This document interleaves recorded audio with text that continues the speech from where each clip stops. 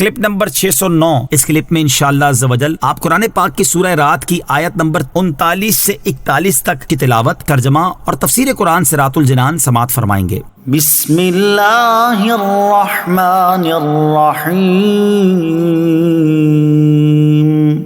اللہ کے نام سے شروع جو نہایت مہربان رحمت والا ہے۔ یمحو اللہ ما یشاء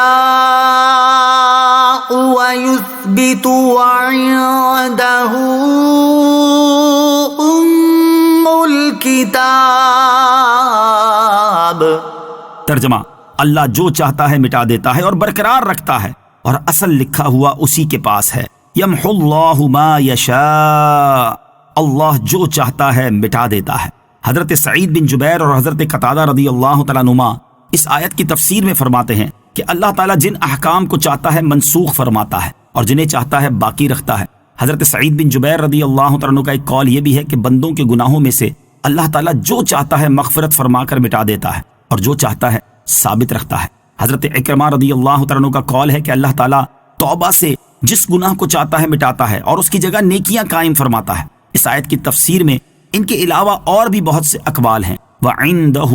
أُمُّ الْكِتَابِ، اور اصل لکھا ہوا اسی کے پاس ہے۔ ایک قول یہ ہے کہ آیت میں مذکور ام الکتاب سے مراد اللہ تعالیٰ کا علم ہے جو کہ ازل سے ہی ہر چیز کا احاطہ کیے ہوئے ہے۔ دوسرا قول یہ ہے کہ ام الکتاب سے لوح محفوظ مراد ہے جس میں تمام کائنات اور عالم میں ہونے والے جملہ حوادث و واقعات اور تمام اشیاء لکھی ہوئی ہیں اور اس میں کوئی تبدیلی نہیں ہوتی۔ سعادت مندی کی فکر، ہمارے بزرگان دین نیک اعمال کی کثرت کے باوجود اپنی سعادت مندی اور بدبختی سے متعلق بہت فکر مند رہا کرتے تھے۔ چنانچہ حضرت ابو عثمان نہدی رضی اللہ تعالیٰ عنہ فرماتے ہیں، حضرت عمر بن خطاب رضی اللہ تعالیٰ عنہ خانہ کعبہ کا طواف کر رہے تھے، میں نے انہیں یہ کہتے ہوئے سنا، اے اللہ، اگر تو نے مجھے سعادت مندوں میں لکھا ہے تو مجھے ان میں برقرار رکھ، اور اگر مجھے بدبختوں میں لکھا ہے تو میرا نام بدبختوں کی فہرست سے مٹا دے، اور مجھے سعادت مندوں میں لکھ دے، کیونکہ تو جو چاہتا ہے مٹاتا ہے اور جو چاہے برقرار رکھتا ہے، اور اصل لکھا ہوا تیرے ہی پاس ہے۔ حضرت عامش رحمۃ اللہ تعالی فرماتے ہیں، میں نے حضرت شقیق رحمۃ اللہ تعالی کو اس طرح کہتے ہوئے سنا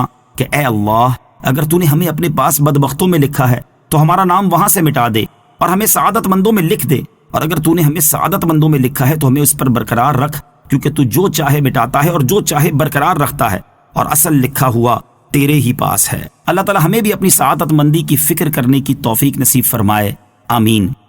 وَإِمَّا نُرِيَنَّكَ بَعْضَ الَّذِي نَعِدُهُمْ أَوْ نَتَوَفَّيَنَّكَ فَإِنَّمَا عَلَيْكَ الْبَلَاغُ وَعَلَيْنَا الْحِسَابُ۔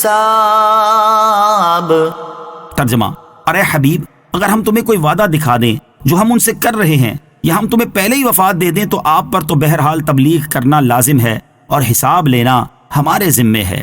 وَإِمَّا نُرِيَنَّكَ،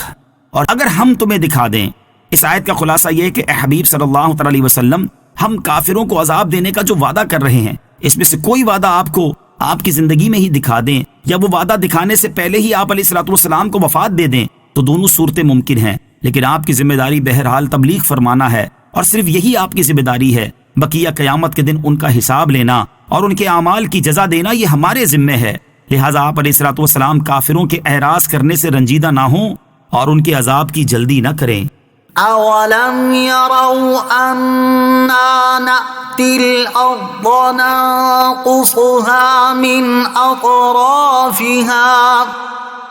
وَاللَّهُ يَحْكُمُ لَا مُعَقِّبَ لِحُكْمِهِ وَهُوَ سَرِيعُ الْحِسَابِ۔